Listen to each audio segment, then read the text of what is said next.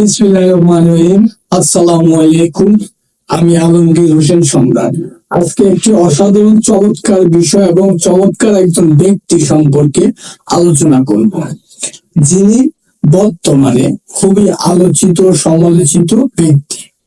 সে ব্যক্তিটি হচ্ছে ইরানের সর্বোচ্চ ধর্মীয় নেতা আয়াতুল খামেনি। তার সংক্ষিপ্ত জীবনী এবং তার সম্পর্কে জানা অজানা অনেক তথ্য আজকের এই ভিডিওতে আমি তুলে ধরবো। শুরু করতেছি। এই আয়াতুল খামেনি কে? ইরানের সর্বোচ্চ ক্ষমতাধর এই ধর্মীয় নেতার পরিচয় জানলে আপনি অবাক হয়ে যাবেন। শৈশব শিক্ষা।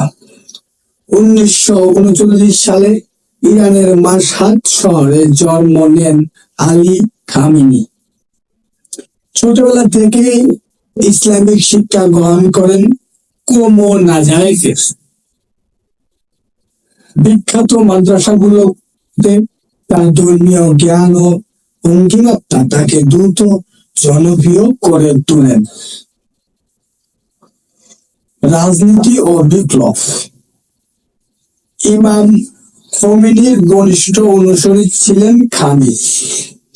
1979 সালে ইসলামিক বিপ্লবে গুরুত্বপূর্ণ ভূমিকা রাখেন।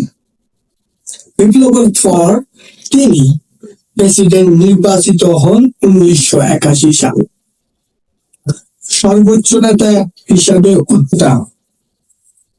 খোমেনির মৃত্যুর পর 1989 সালে তিনি ইরানের সর্বোচ্চ নেতা নির্বাচিত।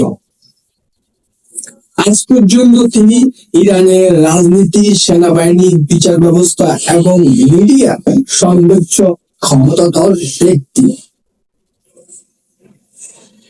বিতর্ক সমালোচনা। খামেনি শাসনামলে ইরান প্রশংসিত যেমন হয়েছে তেমনি সমালোচিত হয়েছে। মানবাধিকার লঙ্ঘন, বাক স্বাধীনতা, সংকোচন ও নারীর অধিকারে তার শাসন সমালোচনার মুখে পড়ছে। আয়াতুল খামেনি একজন নেতা যিনি ধর্ম ও রাজনীতি সীমানা একত্রে করে ইরানকে পরিচালনা করছে 4 দশকেরও বেশি সময় ধরে। আপনি কি ভাবছেন এই নেতাকে নিয়ে? মতামত জানান কমেন্টে। আল্লাহ হাফেজ, সকলকে ধন্যবাদ।